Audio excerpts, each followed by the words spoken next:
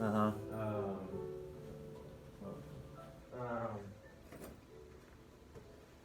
But yeah, and it's like if I sleep on my left side, it like kind of doesn't matter what position. It's just like So I'm not sure what it is, but it ties in kind of right here-ish. So come on over here.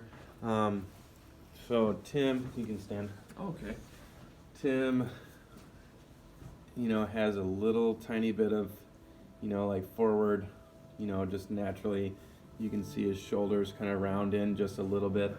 And we've been working on Tim's, he's got this like,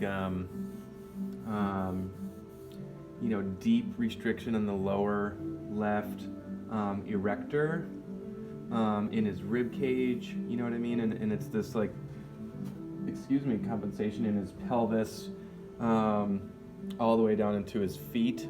And then he's got just a little bit of rounding right here. So we've been working on repatterning Tim's whole spine to eliminate or to repattern this whole like deep restriction right here. So we're seeing a lot of rib movement, deep compression, deep cross fiber friction, all the way up into the upper rib cage right here, and all the musculature in and around the scapula. We've been working on his glutes and piriformis, SI joint and the joint capsule out here, above the greater trochanter. And then the protocols that we're going to be continuing to do are, around his hamstrings, the bicep femoris here, the IT band in and around his knee, and then the full lower body extremity. So today he's presented with this anterior joint capsule. Other side, yeah. Acromioclavicular. Yeah, it's weird because all of when I dig into my deltoid and stuff, it's way tighter than here. Yeah, and so this whole pattern, is like sternocleidomastoid deep scalenes, the clavicle right here, trapezius, supraspinatus subclavius, pec minor, pec major, coracobrachialis, anterior deltoid, all the way down into the bicep, right? Medial deltoid joint capsule here, you know what I mean? Even down into the elbow. Yeah, thank you. Yeah, that's good. Because there's, the radius here, the ulna here, and then the humerus. So I don't even know what you'd call this juncture. Yeah. The elbow. Yeah. Well, that's very appropriate. Yeah. You know what I mean? So today we'll just focus on this whole pattern right here. So, on your back, please. Face up. Cool deal, Tim. Yeah. I like this. Yeah, I'm glad we can mix it up. Yeah. This thing is really the first. I was just trying to do rotation, just kind of try motion against lotion type stuff. Right, yeah. So compressing through the anterior part of the rib cage, the sternocostal joints, we're going to be palpating for structural and functional anomalies. Just like how his body is set up just the way that he is right now, and how his body works, how all the tissues function right now. So we're definitely seeing hypertonicity throughout the anterior portion of his rib cage and pecs and What does tonicity mean? tone. Okay. Yeah. So like if the hypertonicity means too much muscle tone, Okay. so it's tight, basically. Gotcha. Overworked. Yeah. Exactly. So, yeah, exactly. I really can feel it in my the top of my back going over my shoulder. Yeah, so that's the AC joint right there. Actually, is that just like anterior joint capsule? Yeah, so that's your AC right there. And the joint capsule is just a little bit beneath it. So we're mobilizing with compression, the joint capsule. This is, and again, the key to making any lasting tissue change is repetition. Yeah. Right? Is specificity, comprehensivity, and consistency. So, we're just gonna see what works, addressing certain aspects of the functional anomaly or the injury, whatever. And we'll do a bunch of that and see some opening up, the tissue changes, opens up for blood flow, nutrient delivery, you know what I mean? Breaking up of fascial restrictions, injuries themselves. So that's what the therapy is. We're mobilizing joint restriction in all these segmental areas. So all the costal joints right here, the clavicle, you know what I mean, and all the musculature that coincides with all that. Yeah, that makes sense. You know what I mean? So it's kind of all these structures, if they're not moving well and all the tissues aren't healthy, is kind of one thing, but you can look at it in two different ways. Yeah, multiple levels. Yeah. Kind of piecing it together, going apart. Yeah, exactly. Kind of going back and forth between, is it the structural restriction or is it just like a tissue tightness, tissue anomaly? Yeah. You know what I mean? And I'm not sure if it's an injury or just kind of, I guess it counts A as tweak, yeah. Yeah. Mm-hmm.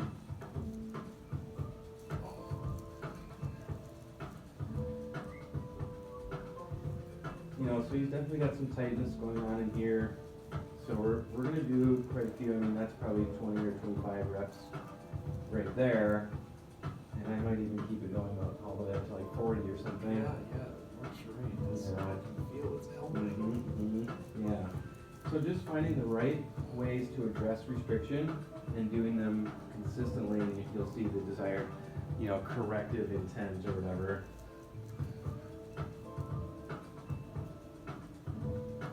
Feels like it's getting looser. Yeah, definitely. All of the associated components of how this spot functions. You know what I mean? So people think it's just the shoulder joint. Yeah, and that's what But it's your scapula, Yeah. it's your clavicle, it's your rib cage, it's your spine, it's your whole body. So always we're addressing specific or regional components of the global pattern. Right?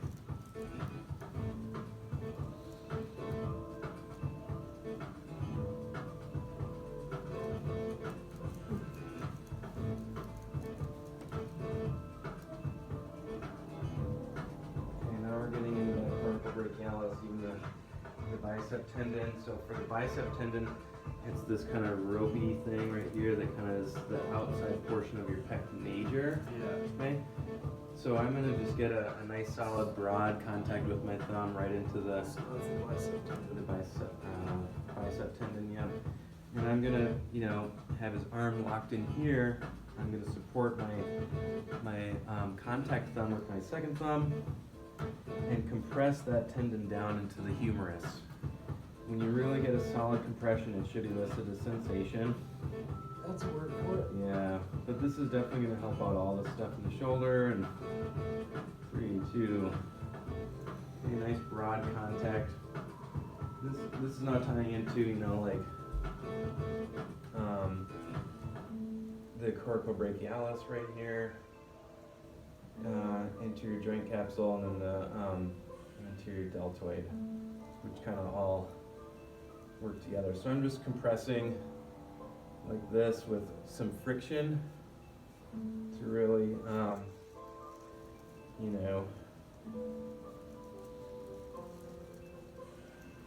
just locate all these spots and be, as we're locating them with contact and we're causing friction over top of them, that's what's causing the therapy.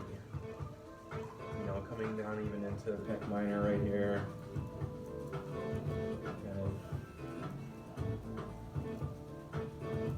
Really. Oh my goodness. That's one. So you're gonna find some definitely taut, I think the word is fascicles, or muscle fibers that are bound up. Knots, people call them, whatever. And when you really zero in on those points with really solid, connection and friction, at the very middle of all that stuff is going to be that really dense tightness that elicits that sensation. Yeah. You know what I mean?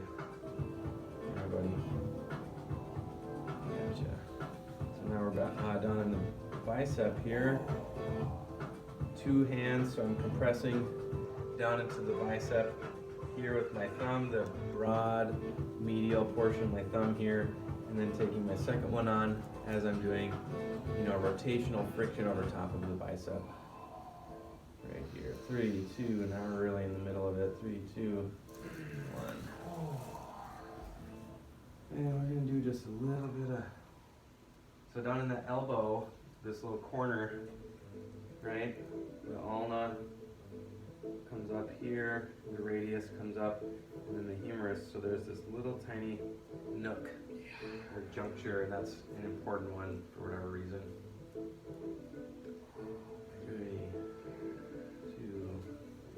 Okay, that extensor digitorum, big guy in the middle of the forearm. Crossbar friction. It's connected to fingers. Yeah. 3, 2. Alright, one more and then we'll be done. And just kind of going through mobilizing hand joints and wrist joints. All this stuff is connected. Okay, hand behind your head, please. So now we have the armpit, which is the humerus, right? That comes down into the clavicle, scapula, right? And then you have the scapula that connects to the rib cage all the way down to your latissimus dorsi.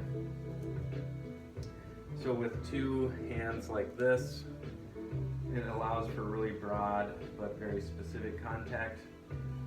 We're just going to use them together, kind of serrating all the way throughout this whole area. The more familiar you get with this area, you're going to find out what spots are hot and where these restrictions are at, all the way along that subscapularis. Is that all my lat? No, so this is subscap. You know what I mean? So the scapula is here, the subscap sits on top of it, connecting the rib cage to the Gotcha. scapula. Yep. Gotcha. So,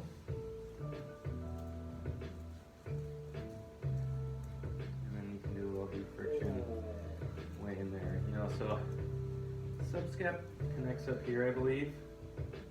You know, maybe it comes all the way up into Yeah. that Shoulder. spot. So, as well as teres major, teres major minor comes through this whole junction into I don't here as know well. much about There's an infraspinatus. I'm not sure actually. have to look it up. That's fun.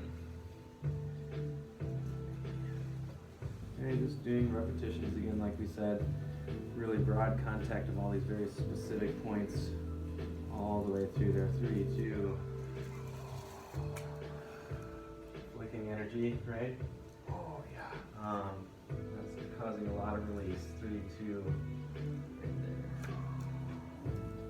Kind of tying it all together. Makes for good therapy, right? Yeah. All right. We did it.